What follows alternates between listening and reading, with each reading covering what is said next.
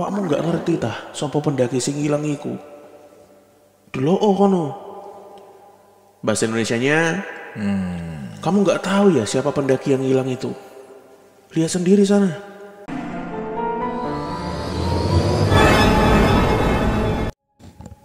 Sampurasun. Sampurasun. Jawab dong. Rampes gitu. Apa? Rampes. Nah, buat teman-teman di ini ya, Tanah Sunda, di Tanah Pasundan. Tanah Pasundan. Kita balik lagi masih di edisi yang sama.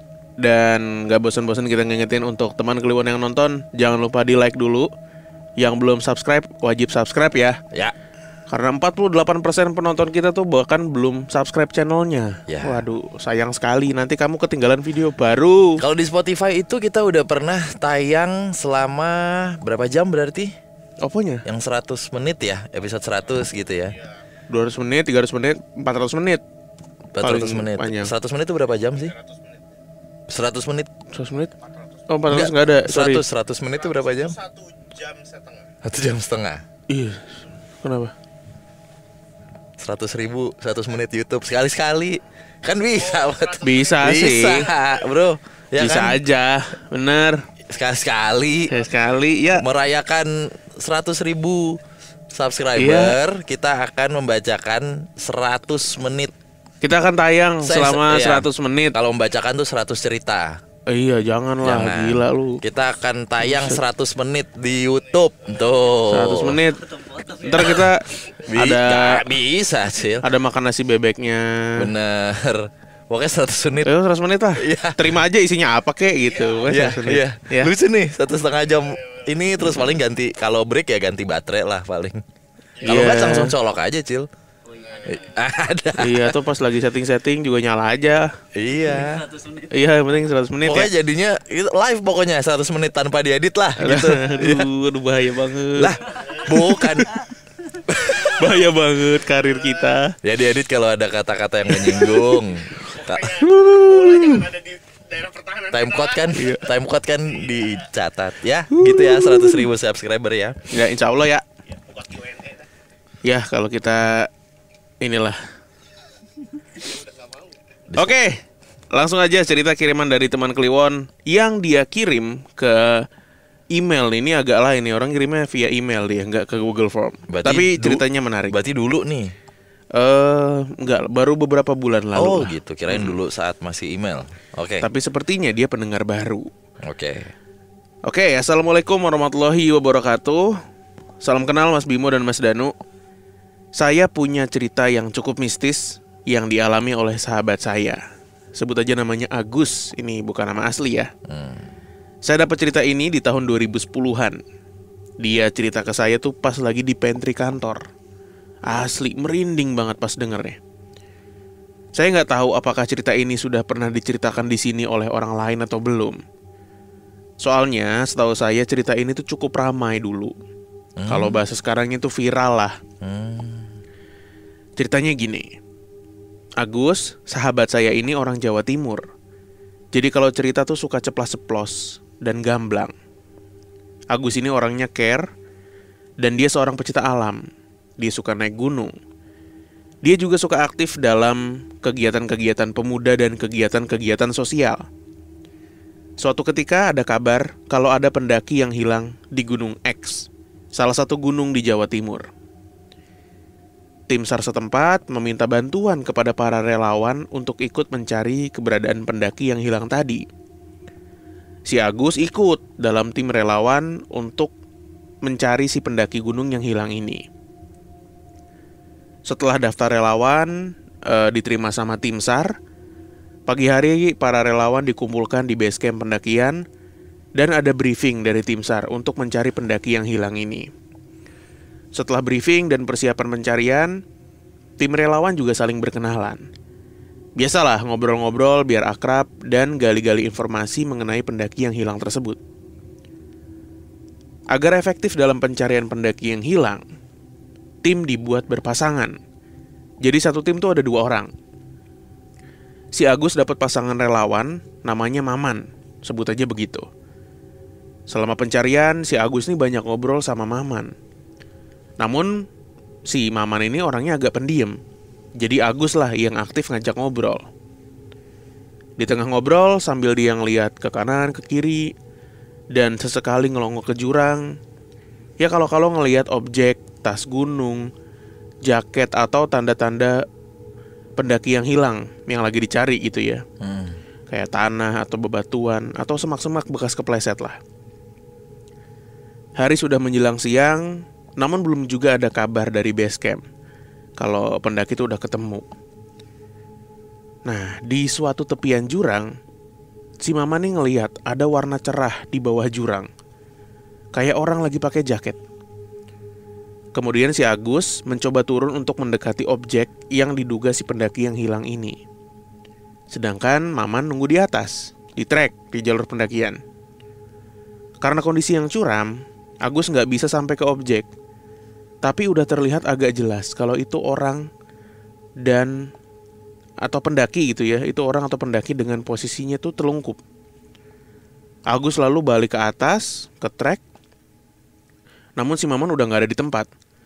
Mungkin udah duluan ngabarin ke base camp tentang temuan pendaki yang hilang tadi.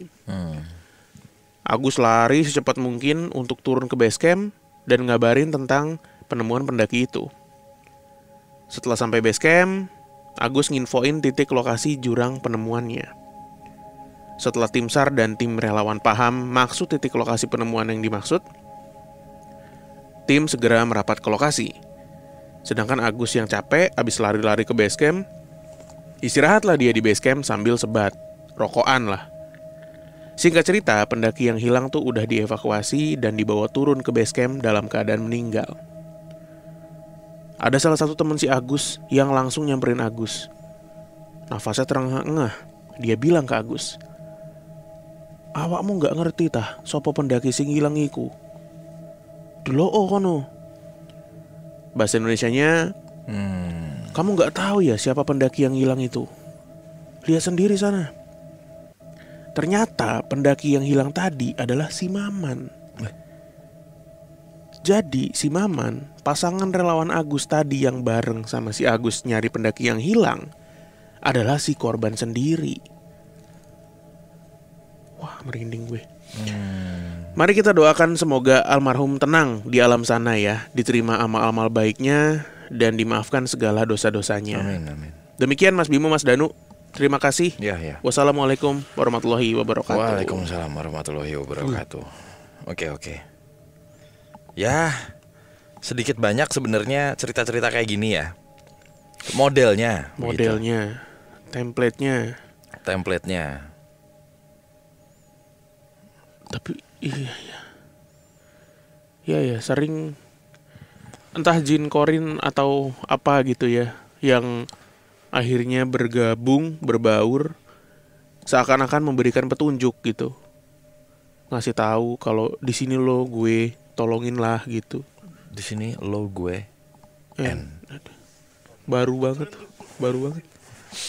Gen Z banget. Lo gue N. Ya, lo gitu. Iya. Tadi Danu tuh, nah inilah gunanya. Apa? Bersatu kan tadi, narik dari apakah mungkin jin korin yang bersatu gitu ya. Berbaur gitu. Jadi gue keinget apa? Salah satu bayangan lo lah, bukan bayangan tapi imajinasi lo. Kalau ada satu kelompok tuh yang jadi ormas gitu, berbaur dengan masyarakat terus jadi ormas. Gitu kan. Iya, nggak apa-apa, kebayangannya kepikiran gitu. Jadi ormas. Iya kan, membantu misalnya parkir atau menolong. Iya. Ikut kegiatan-kegiatan sosial. Lo nggak tahu siapa pendaki yang nyemplung? Siapa itu bang? Di gunung apa ini tadi? Gunung X. Dia nggak nyebutin. Iya. Tapi cerita ini didapatkan langsung sama si masnya tuh dari temennya gitu ya, ditemani kantor. Iya. Masnya nih dari Jawa Timur ya, berarti anggaplah gunung di Jawa Timur. Jawa Timur lah ya. Aduh, cuman 2 tuh gunung di Jawa Timur. Cuma 2 kayaknya gunung di Jawa Timur mah. Tapi di 2010-an tuh viral cerita ini. Viralnya waktu itu berarti lewat apa ya? Facebook. Sulit. Facebook. Twitter udah masif sih 2010. Meskipun belum ke grassroots. Sulit tapi kalau mau di tracking atau di oh iya, Kaskus bro. Iya. 2010 Kaskus. Kalau di tracing lagi atau dibalik dari dulu gitu kasus-kasus seperti ini banyak gitu. Banyak? Iya banyak. 2010 ya. Berarti apa yang membuat viral tuh apa? Dari apanya nih gitu? Dari angle mana yang angle sih ini ya, ternyata yang ikut ngebantu nyari jasadnya ya dia sendiri gitu. Berarti korbannya, sang korban membantu mencari jasadnya, mencari gitu pendaki yang hilang gitu. Misalnya judul thread atau apa. Iya ya, di Kaskus paling ini di lounge. Dulu tuh tempat nongkrong paling safe tuh di lounge lah. Nah sebenarnya saya ada satu lagi nih cerita tabungan sebenarnya, cukup pendek. Ya biar semangat subscribe lah ya. Iya benar. Gas. Nih, ayo kita pemanasan tipis-tipis dulu. Bagaimana sih gitu? Kalau panjang gitu episodenya ya. Oke. Dari timur kita ke barat. Barat, oke. Halo babang-babang yang selalu nemenin gue selama masa-masa WFH. Gue sambil ngantor di rumah tuh dengerin podcast kalian biar tambah konsen. Wah, oke. Gue sama sekali bukan orang yang peka atau apalah itu. Tapi kakak dan mama gue adalah sedikit peka. Sebenarnya ada beberapa cerita, tapi satu-satu aja lah. Dan cerita-cerita gue semua itu gue denger langsung dari kakak atau mama gue. Gue mau cerita pengalaman gue pas masih SMP. Kami aslinya dari Bogor, tapi sekeluarga pindah ke Sydney. Kayaknya kota kembang tadi, kayak Bandung judulnya. Oh, di Sydney ya. Di Sydney. Di Australia berarti ya. Sejak 2004 lalu. Masih kelas 5 SD waktu itu. Dan sekarang gue udah married. Tapi tiap ada kesempatan kita selalu pulang ke Indo, ngunjungin keluarga dan ya jalan-jalan lah. Nah dulu pas masih SMP, kita lagi berlibur nih di Indo. Dan pada saat itu gue dan kakak gue kan masih anak-anak muda lah ya. Banyak free time intinya. Singkat cerita kakak gue ngajak gue main ke Bandung bersama teman-temannya dan juga pacarnya pada waktu itu. Sekarang sih mereka udah putus dan masing-masing udah berumah tangga juga. Karena gue pindah ke Sydney-nya pas masih SD, gue gak punya banyak teman di Indo. Alhasil kakak gue mungkin kasihan sama gue, gabut gitulah, leha-leha di rumah sendiri. Makanya gue diajak main. Jadi waktu itu ada temennya yang ngekos di Bandung. Kita tuh rencananya mau jemput dia, dan dia bakal jadi tour guide kita lah. Berangkatlah kita nyetir berlima. Gue, kakak gue, mantannya, kita sebut saja di sini namanya Nia, dan 2 teman kakak gue, Kevin dan Adi. OTW ke kos temennya yang bernama Dani. Dan di situ juga kita mau dikenalin sama pacarnya yang bernama Lara. Rencananya kita di Bandung tuh mau jalan-jalan, kulineran, dan main-main aja. Sesampainya kita di sana, ternyata Dani udah booking 2 kamar di salah satu tempat penginapan di daerah Lembang. Cuman gue namanya tuh lupa apaan. Setelah makan siang, kita jalan-jalan sekitar kota dan si Dani ngajak kita beli jajanan dulu sebelum berangkat ke penginapan itu. Katanya ada gerobak jualan perkedel yang pada masanya itu ngehits banget. Jadi kita pada beli tuh. Setelah itu kita semua udah capek. Jadi pada mau langsung istirahat dulu. Baru malamnya kita cari makanan lagi. Kita tiba di penginapan itu sekitar jam 2 siang. Bentuknya kayak apa gue lupa. Tapi yang jelas suasananya tuh lumayan gelap. Ada beberapa lampu di lobinya yang kedip-kedip bahkan mati. Mantan kakak gue nih, si Nia, cukup sensitif dengan yang gitu-gituan. Dan dari awal dia udah agak engap nginep di situ. Tapi mungkin karena sungkan sama yang lain, dia diam aja. Setelah check-in, kita diantar ke kamar kita. Ada 2 kamar nih, satu untuk cowok-cowok dan yang 2 cewek tuh di sebelahnya. Awalnya kita masih semangat ngobrol-ngobrol, main kartu, ketawa-ketawa, happy lah semuanya. Kamar ini lumayan kecil. Ada kamar mandi 1, 2 ranjang double bed, lemari baju, meja rias, TV, dan kursi goyang. Sekitar sejaman kita capek banget. Dan setelahnya kita memutuskan untuk tidur siang bentar. Yang cewek-cewek balik ke kamar mereka juga. Tapi setelah beberapa menit, Nia masuk ke kamar kita. Mukanya tegang. Tapi semuanya masih pada tidur kecuali gue. Gue tanya, "Kenapa, Ci?"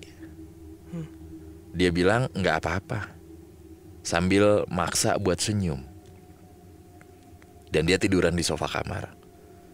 Sorenya kita pada bangun dan siap-siap mau keluar lagi. Kita jalan dikit terus. Kita jalan dikit. Terus tiba-tiba Nia bilang HP-nya ketinggalan di kamar. Jalanlah balik dia. Tapi begitu dia buka pintu, dia langsung nutup lagi dan lari ke arah kita.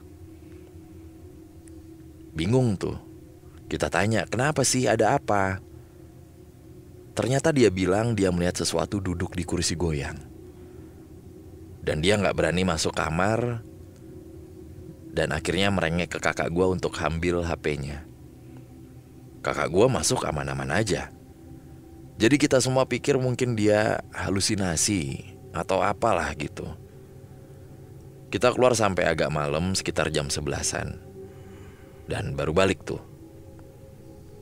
Dan singkat cerita, kita semua giliran mandi terus langsung tidur. Gua waktu itu tidur pules, jadi gak tahu apa-apa. Tapi pagi-paginya salah satu teman kakak gue, si Adi, itu tuh bilang pintu kamar mandi kebuka sendiri. Dan dia denger suara percikan air dari dalam. Nah, gue gak lihat ataupun denger, tapi yang gue denger adalah suara orang nyapu pakai sapu lidi dari luar kamar. Kebetulan pas di luar kamar itu ada kayak taman kecilnya. Gue tanya yang lain. Ternyata semua pada denger, karena siapapun itu aneh banget, kok nyapu subuh-subuh jam 3-an. Dan lama banget. Karena sekitar jam 5 gue bangun mau ke toilet, masih kedengeran. Setelah gue keluar dari kamar mandi, si Adi nanya ke gue, "Aman, Bil?" Gue heran dong, apaan aman-aman? Gak lama setelah itu pintu kamar mandi kebanting, tutup kenceng banget gitu ya. Dan kita semua kaget, lalu lari keluar. Dan cewek-cewek juga pada keluar. Dan Nia nangis-nangis. Dia bilang pas baru selesai sikat gigi, dia keluar kamar mandi dan dia lihat ada kakek-kakek duduk di kursi meja rias. Kita langsung lari ke resepsionis mau check out karena ketakutan. Kakak gue nih nanya ke mbak-mbaknya lah, ke mbak-mbak petugas, maksudnya petugas hotelnya lah atau penginapannya. "Mbak, kemarin malam ada yang nyapu-nyapu ya? Aneh banget nih, kok pagi-pagi gitu nyapu?" Si mbaknya senyum dan bilang, "Oh, itu si bapak yang dulu mempunyai penginapan ini. Baik kok dia, cuma agak genit aja kadang." Kok dikasih tahu ya? Gue masih ada beberapa cerita lagi bro, dan nanti gue ceritain lagi ya. Sukses selalu. Amin. Thank you. Ini berarti teman Kliwon yang apa ya? Yang tinggal di luar ya, berarti ya. Yang sukses. Yang nyaman kayaknya ya. Diaspora nih lagi-lagi. Dia tinggal di Sydney, cuma masih sering liburan ke Indo kemarin-kemarin tuh, tahun-tahun itu ya. Tahun-tahun segitu. Kamu tinggal di mana? Di Sydney. Oh, saya di sana, Mas. Aku di Sydney. Nah, lagu Jamrut. Jadi dia nginep. Terus di penginapan ini ada sosok kakek-kakek ya penunggunya ya. Pada akhirnya ke spill-nya kakek-kakek. Kakek-kakek. Gitu. Kakek yang kata si Mbak resepsionis itu adalah sosok yang dulu pemilik tempat ini katanya, penginapan ini. Nggak bisa gue sama yang kayak gini-gini. Oke lah, ini berarti di era tahun berapa? 2000 berapa ya? Tadi lupa gue. 2000 mana ya tadi ya? 2004. Masih diwajari mungkin. Sekarang gini, buat gini deh kek, kalau masih ada ya. Mending jangan. Mending jangan apa nih? Mending jangan gitu. Masa nggak boleh nyapu? Bukan nyapu, genitnya sama cewek. Ditungguin di depan kamar mandi, goyang-goyang. Genit kan tadi mbaknya bilang goyang-goyang. Lah kan goyang-goyang tadi di kursi goyang gitu.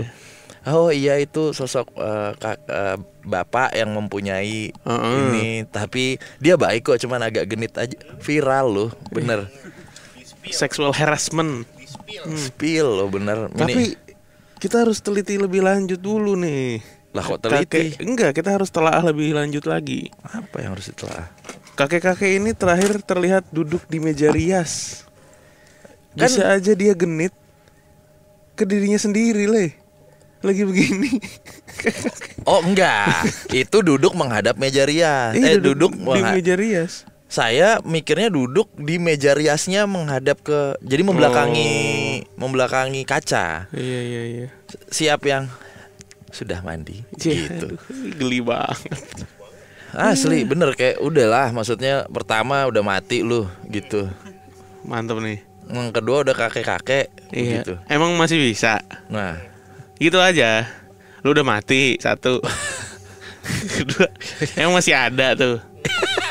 Piston udah ngelos gitu kan. Gitu mah. Seher udah jebol begitu. Iya, itu ring seher packing-packingnya udah pada lepas. Bukan begitu. Masalahnya kalau udah usur, noken as gampang jebol. Itu dia. Jeglak gue itu kan kagak enak. Bener dah. Dinyalain juga udah. Gitu doang. Jangan. Kagak ada tarikannya. Terus lucu juga nih mbak-mbak resepsionis ya, menurut saya mah orang lain nutupin biar ratingnya bagus di Google. Dia diumbar. Diimbres. Oh, itu bapak-bapak yang dulunya punya penginapan. Dia baik, cuman genit aja. Tuh lihat. Lagi nyolek-nyolek. Ya. Ngangkat-ngangkatin rok. Tuh lihat kelakuannya. Lu. Kamu kayak di lain ya. Narik-narik tali BH. Kayak genit. Angkat rok. Goblok banget. Tapi setan. Tapi hantu. Iya. Tuh lihat gitu. Oh, ada. Kamera langsung gitu kayak sketsa ya. Iya. Waduh. Aduh. Iya loh. Genit. Aduh. Pertama lu udah mati. Kedua, yang masih bisa. Bukan hotel berarti ya, penginapan ya. Gitu sih. Lembang kan memang banyak yang kayak begini ya. Iya, cottage biasanya. Gitu. Oke. 2004 lama sekali. Nih, teman Kliwon yang ada di Sydney, sehat-sehat ya. Ada kok beberapa orang, ada kak siapa itu gue lupa waktu itu. Ya, gitu deh. Iya. Makasih ya teman Kliwon yang sudah menonton juga. Jangan lupa untuk subscribe channel PMK. Ya. Kita ketemu lagi di edisi berikutnya. Dadah.